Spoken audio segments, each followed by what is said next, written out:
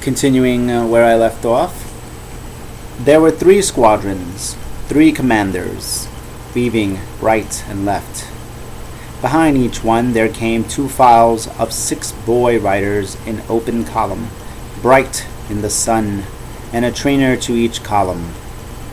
Number 1 squadron gloried in its leader, little Priam, who bore his grandsire's name, your noble son, Politis, and a destined sire of Italians, riding a Thracian mount with dappling of white pasterns, and upon his haughty brow a snow-white lace. Aeneid had command of the 2nd squadron, from whom the Latin Ati had their name, small Aetis, cherished it boy to boy by Iolus.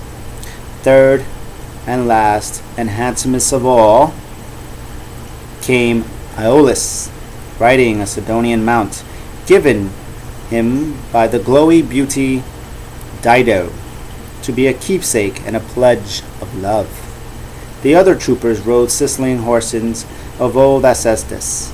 Dardans with applause now greeted the shy boys and loved their show, marking in each the features of his forebears. After the troop had circled the assembly before their family eyes, Epetides from the wings shouted an order prearranged and cracked his whip. The column splits apart as files in the 3 squadrons, all in line, turned away, cantering left and right. Recalled, they wheeled and dipped their lances for a charge. They entered then on parades and counter-parades, the 2 detachments, matched in the arena, winding in and out of one another, and whipped into sham cavalry skirmishes by bearing backs in flight, then whirling round with level points, then patching up a truce, and riding side by side so intricate. In ancient times, on mountainous Crete, they say the labyrinth between walls in the dark ran crisscross a bewildering 1,000 ways, devised by guile, a maze insoluble, breaking down every clue to the way out, so intricate the drill of Trojan boys, who wove the patterns of their pacing horses, figured in sport, retreat, skirmishes, like dolphins in the drenching sea, Carpathian or Libyan, that sheer through waves in play. This mode of drill, this mimicry of war, Ascanius brought back in our first years. Then he walled Alba Longa, and he taught the ancient Latins to perform the drill, as he had done with the other Trojan boys. The Albans taught their children, and in turn great Rome took up this glory of the founders. The boys are called Troy now, the whole troop Trojan. Rights for Aeneas' father had reached this point, when fortune now first altered and betrayed them. While they were honoring the tomb with games, Saturnian Juno set her iris down from heaven, exhaling winds to waft her far to the Trojan fleet. Juno had plans afoot, her ancient rancor not yet satisfied, so Iris glided on the colored rainbow, seen by none, swift goddess on her way. She sighted the great crowd, then scanned the shore, saw ports deserted and ships unattended. But on a desolate beach apart, the women wept for Anchises' loss as they gazed out, in tears, at the unfathomable sea. How many waves remained for us to cross? How broad a sea, though we are weary? Weary? All had one thing to say, a town and a home, where that they dreamed of, sick of toil at sea. Taking her cue, darting into their midst, adept at doing ill, Iris put off her aspect as a goddess and her bound, to take the form of aged Beroe, wife of the Temerian, Doriclus, blessed with noble birth, a name at Troy and children. In this guise she amused among the mothers. Miserable women that we are, she said, whom no Aeacian hand dragged out to death, under the walls of our old fatherland. Unlucky nation, for what final blow is fortune keeping you alive? We've seen the 7th summer since the fall of Troy, and all these years we have been driven on by land and sea, by hostile rocks and stars, to measure the great water in our quest for Italy, in Italy that recedes while we endure the roll of the sea swell. Here is the land of Eryx, our old brother. Here is our host, Ascanius, who prevents our building here a town for town dwellers, country of our fathers, dear hearth gods, rescue from the enemy to no end. Will never a wall be called the wall of Troy? Shall I not see on earth Simois and Xanthus, Hector's rivers? Come now, all of you. Set fire to those infernal ships with me. I dreamed the clairvoyant Cassandra came with burning torches, offering them, saying, Here you may look for Troy. Your home is here. Why wait? High time we acted on such portents. See there, Neptune's 4 altar flames. The god has fire for us. The god will give us courage. Urging them on, she picked a dangerous brand, lifted it high and swept it into flame, and threw it. Taken by surprise, the woman stood bewildered. Then one from the crowd, the eldest, Pargo, royal governess, to Priam's many sons, cried, Do not take her for Beru. This is not she, the Roschin, wife of Doricles' mothers. Just observe what trait she has of more than mortal beauty, her blazing eyes, her audacity, her face, her voice, her stride. I tell you, I myself left Beru just now, and she is ill. Vexed, too, that she alone missed our observance and paid no tribute to Anchises. Thus Pargo reported to them. Women of Troy, they looked now toward the ships uncertainly, with animosity, half in unhappy love of landscapes there before them, half still bound to fated realms calling them onward, and the goddess on strong wings went up the sky, traversing a giant rainbow under clouds. Now truly wrought upon the signs and wonders, wrought to a frenzy, all cried out together, snatching up fire from the hearths, despoiling altars, taking dry foliage, brush and brands to throw. And Vulcan, god of fire, unbridled rage it, through rowing thwarts and oars in piney halls. Coria Eumelus brought to Anchises' tomb and the bank theatre news of ships on fire, and looking round they saw the dark smoke cloud with soaring embers.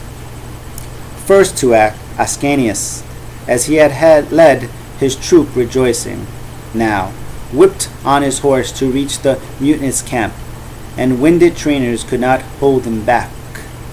What unheard of madness, the boy shouted. Where now? Where do you intend to go?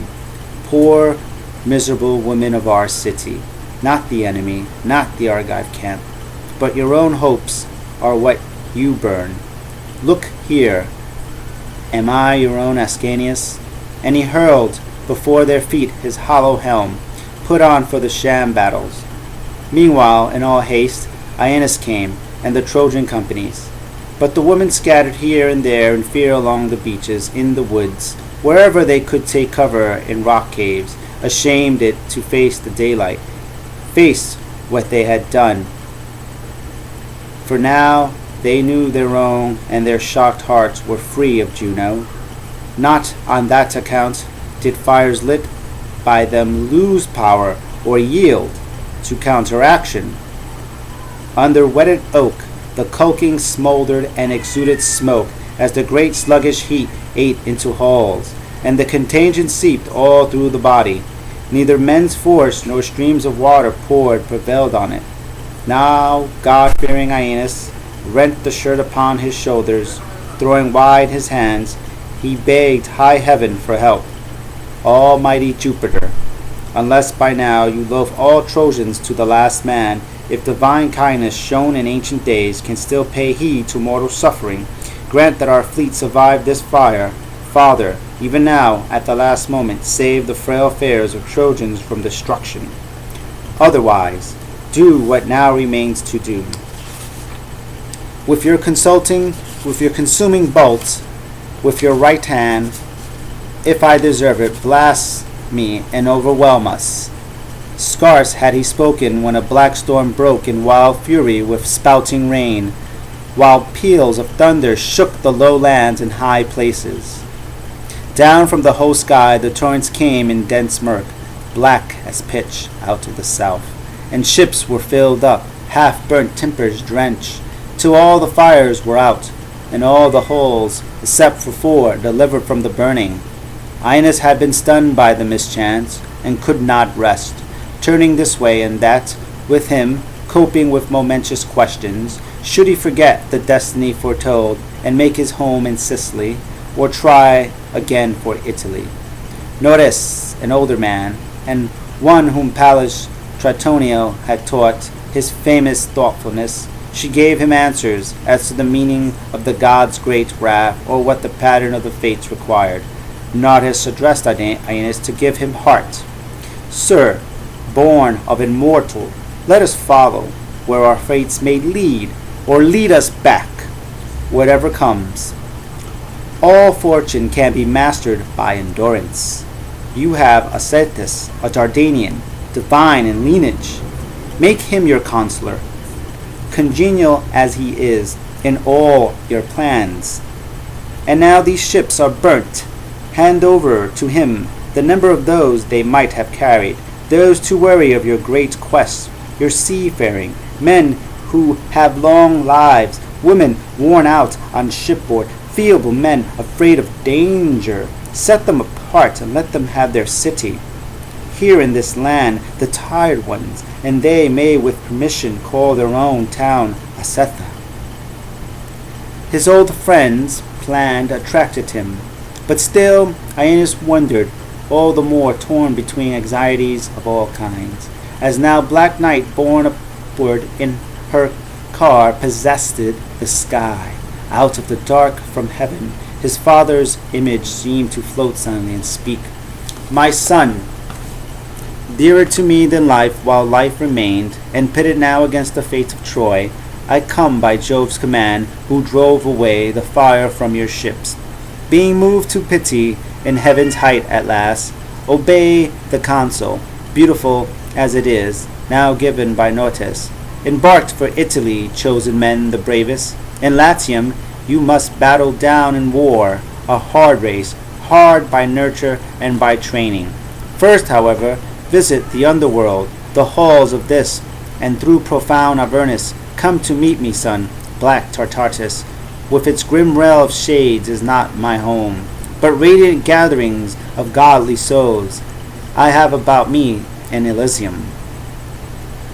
To that place the pure Sibyl, after blood of many black sheep flows out, will conduct you. Then you will hear of your whole race to come, and what walled town is given you.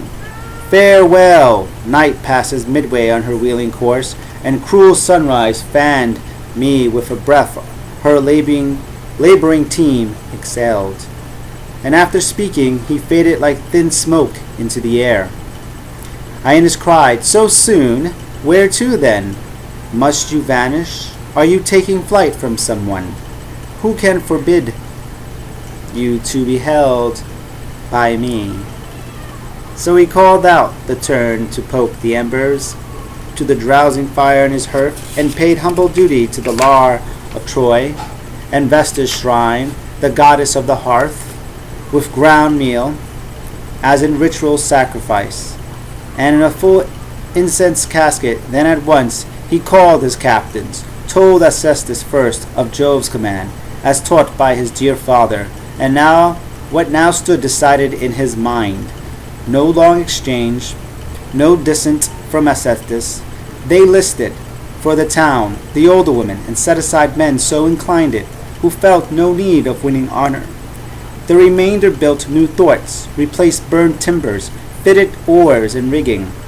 A slim band of men, but brave hearts, keen for war. Meanwhile, Aeneas marked with a plough the limits of the town, and gave home sites by lot. One place should be called Ilium, he decreed, 1/4 Troy.